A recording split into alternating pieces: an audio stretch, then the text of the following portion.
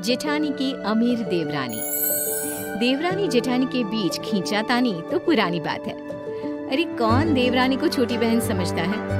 ना जी, जेठानी को तो उसकी सास ही समझते हैं। जरा इस घर की कहानी देखिए। दोनों बहुएं आ गई, अब मैं आराम से मरूंगी। माँ, मरने के लिए या जीने के लिए बहू लेकर आए हम लोग? और नहीं तो क्या माँ, देख मेरी बीवी दहेज में क्या क्या लाई है, ऐसी चीजें जो हम लोगों ने कभी देखी भी नहीं थी। क्या नहीं देखा था देवर जी? कौन सा रसोई में रॉबर्ट काम कर रहा है, या फिर हम लोगों का घर सेंट्रल एसी हो गया? अरे अब ना तू मत शुरू हो जा, सच तो कह रहा है ये गद्देदार सोफे, मसाज की कुर्सी, और ये देख कितनी सुंदर पेंटिंग, ये सब कहाँ था हम लोगों के घर में? अच्छा, जो मैं शादी में अपने हाथ से पेंटिंग बनाकर लाई थी वो क्या थी जो 10 साल से घर की दीवार पर लगी थी? वो पेंटिंग नहीं, नमूना था बहू। दो हरे तोते के बीच में वेलकम। और वो चादर जो लू कढ़ाई करके लाई थी, कभी पढ़ा भी था उस पर क्या लिखा था? I love you। अरे अब क्या यही स्टैंडर्ड था इस घर का?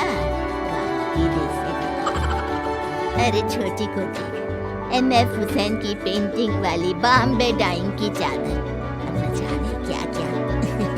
सही बोल रहा है बेटा। बड़ी बहू को तो मानो काटो खून सूख जाता है। वो सोच लेती है कि घर वालों को उसकी और उसके गांव की अहमियत बताकर रहेगी। वक्त बीतता है, छोटी को घर वालों का शय मिलता है तो वो भी सर पर चढ़ जाती है। क्यों दीदी, क्या करते हैं आपके पापा? वैसे सुना है गांव में है कहीं आप लोगों का घर? हाँ, गांव की ही तो है ये।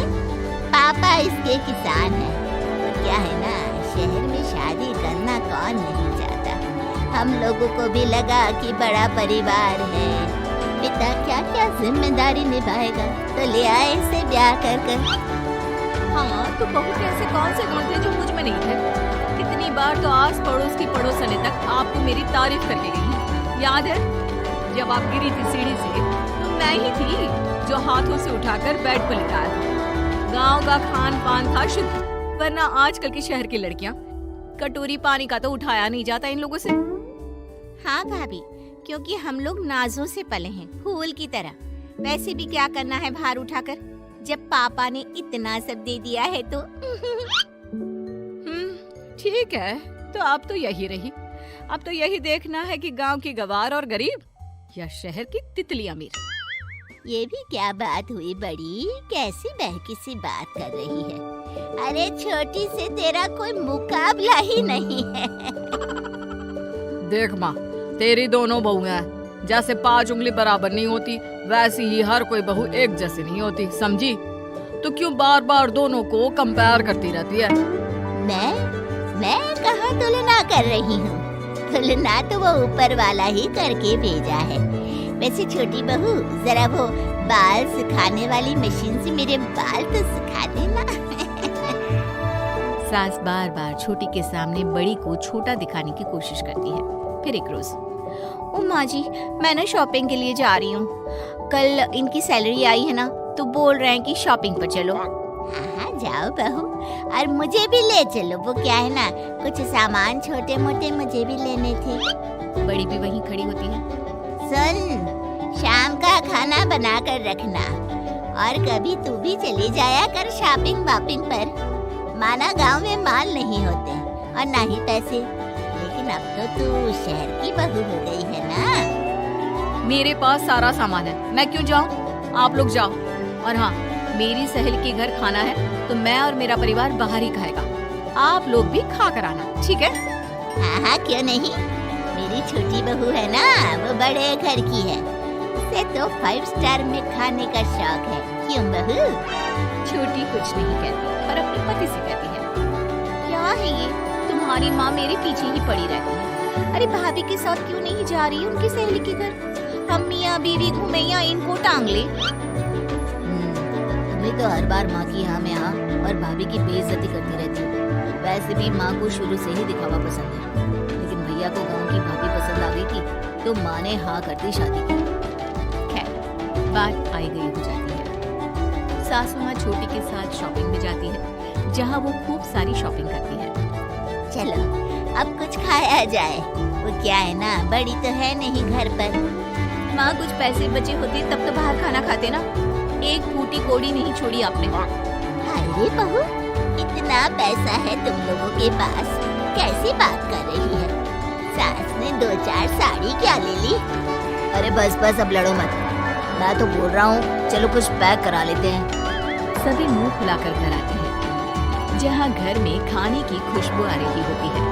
हाय रे, 2 ब्रेड खिलाकर ले आई।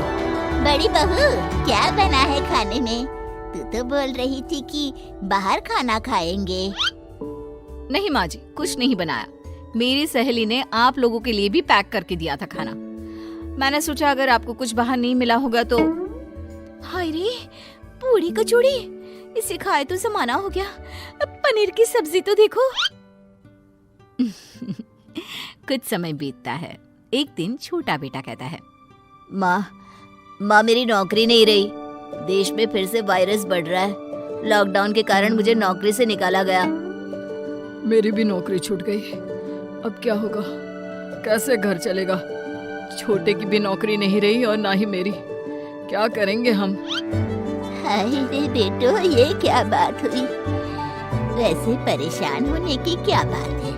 छोटी के पापा के पास बहुत सारा पैसा और बड़ा घर है ना, तो हम लोग वहीं चले जाते हैं रहने। तभी छोटी बोल पड़ती है, हाँ, धर्मशाला है ना। वैसे भी मेरी भाभी किसी को पसंद नहीं करती। वो नहीं चाहती कि घर में ज्यादा लोगों का आना जाना हो, और उन लोगों का बिजनेस भी लॉकडाउन के कारण बैठ गया है। वैसे बाहर निकलना सेफ भी नहीं है। वायरस हर किसी को लग रहा है। ऐसे में ना तो बाहर जाओ और ना ही बाहर से कुछ लाओ। लेकिन बेटा, मैं तो सांस की मरीज हूँ, कैसे काम करूँगी? बाहर निकलकर शुद्ध हवा में वॉक नहीं करूँगी तो मैं तो मर ही जाऊँगी। तभी बड़ी बहू आती है, वैसे आप लोग बुरा ना माने तो मेरे पास आइडिया है। क्यों ना हम मेरे पापा के पास गांव जाकर रहें। वैसे हम लोगों का वहाँ बड़ा मकान है, घर का शुद्ध अनाज और दूध, गांव की ताज़ी हवा और वातावरण। जब तक यहाँ सब ठीक नहीं होता वहीं चलते हैं। क्यों? हाँ, मैं तैयार हूँ। हाँ, क्योंकि चारा भी कोई नहीं है और इससे अच्छा मौका भी। बहू, माफ कर दे, मैं झूठी शान और शौकत में रह गई, लेकिन तूने ही हम लोगों को बुरे समय से बाहर निकाला है।